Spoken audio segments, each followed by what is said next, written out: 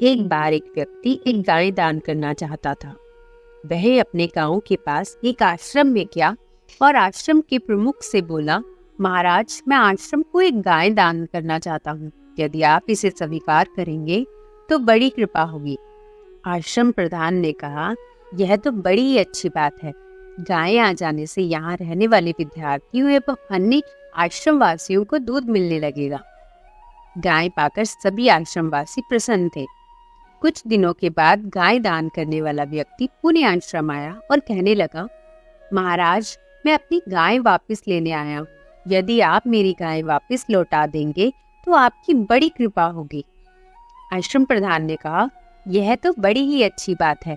यह कहकर उन्होंने बिना कुछ पूछताछ किए बड़े प्यार से गाय उनके पुराने स्वामी को लौटा दी। जब वह व्यक्ति अपनी गाय लेकर वापस चला गया तो आश्रम प्रधान के एक शिष्य ने उनसे पूछा, गुरुजी, जब वह व्यक्ति गाय दान करने आया था तब भी आपने कहा था यह तो बड़ी ही अच्छी बात है, और आज जब वह व्यक्ति गाय वापस मांगने लगा तो भी आपने कहा यह तो बड़ी ही अच्छी बात है। गाय वापस देने से हम सब दूध से वंचित हो गए, इसमें कौन सी अच्छी बात है?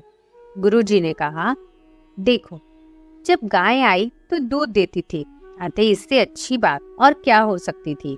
गाय दूध देती थी तो उसकी देखभाल भी करनी पड़ती थी। अब गाय वापस चली गई है तो अब हम सब आश्रम वासियों को गोबर उठाने एवं गाय की देखभाल से भी मुक्ति मिल गई है, अतः अब इससे अच्छी बात और क्या हो सकती है।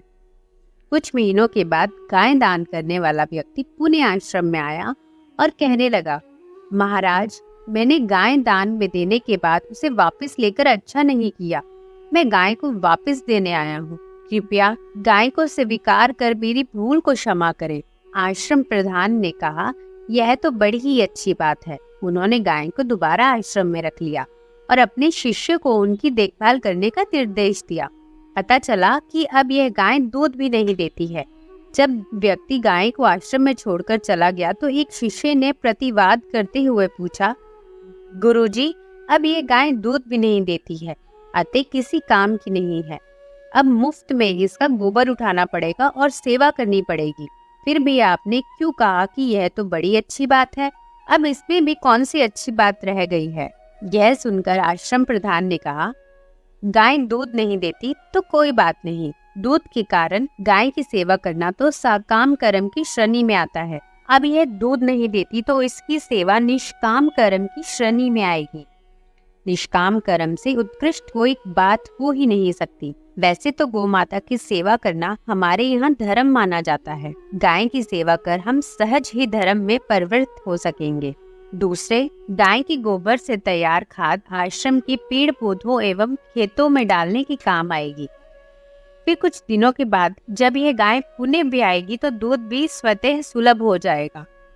वास्तव में किसी भी घटना के मुख्यतः दो पक्ष होते हैं, एक सकारात्मक पक्ष और दूसरा नकारात्मक पक्ष।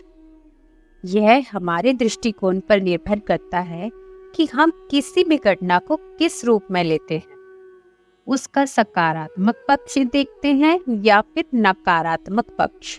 यदि हम हर घटना के केवल सकारात्मक पक्ष को ही देखें तो हम जीवन में दुखों से बचे रहकर असीम खुशियां प्राप्त कर सकते हैं।